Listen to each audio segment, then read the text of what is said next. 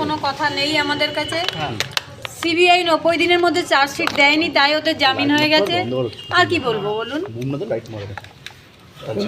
Main Sandeep ঘোষের Abhijit টালখানার OC দুজনেরই জামিন হলো। হ্যাঁ,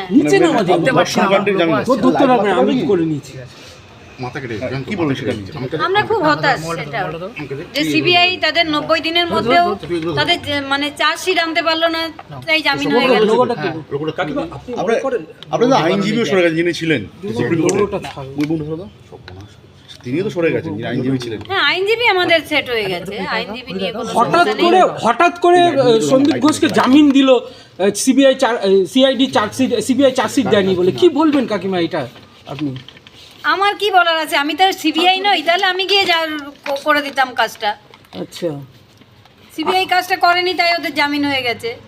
আপনাদের নতুন আইনজীবী এখন আমরা বারবার সিবিআইয়ের উপরে এটা বলতে পারবো না, এখন বলতে পারবো না, এখন খুব হতাশার মধ্যে আছি।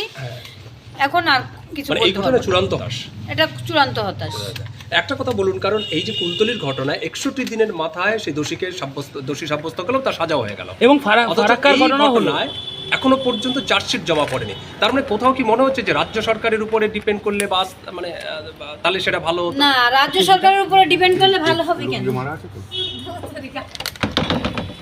বাংলা খবর, আপনার রাজনীতি, আপনার আওয়াজ।